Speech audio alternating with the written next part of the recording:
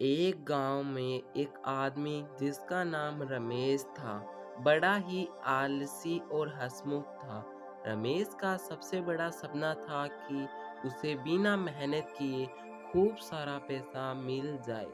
एक दिन उसने सुना कि पास के गांव में एक बाबा आए हैं जो लोगों की मनोकामनाएं पूरी करते हैं। रमेश भागा भागा उस बाबा के पास गया और बोला, बाबा मुझे एक ऐसा वरदान दो कि मैं बिना काम किए खूब सारा अमीर बन जाऊं। बाबा ने रमेश की बात सुनी और मुस्कुराते हुए बोला, बेटा मैं तुम्हें ऐसा वरदान दूंगा कि तुम्हारे पास जो भी चीज होगी वो सोने की बन जाएगी। लेकिन ध्यान रखना, यह वरदान केवल 3 बार ही चलेगा। रमेश बहुत खुश हुआ और घर वापस आ गया। उसने सोचा कि मैं सबसे पहले अपनी पुरानी चप्पल को सोने में बदल दूं।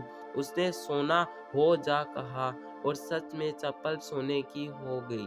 वह बहुत खुश हुआ और फिर उसने सोचा अब अपनी ये टूटी हुई कुर्सी को सोने में बदल दूं। उसने सोना हो जा कहा और सोने की कुर्सी बन गई। अब रमेश के पास बस एक ही वरदान बचा था।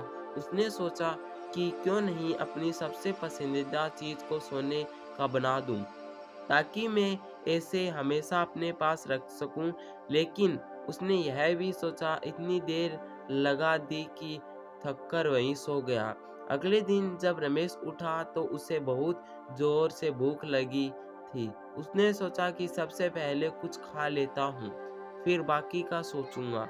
उसने अपने घर के पास ही एक बिस्किट का पैकेट उठाया और जैसे ही कहा सोना हो जा, बिस्कुट सचमुच सोने का हो गया।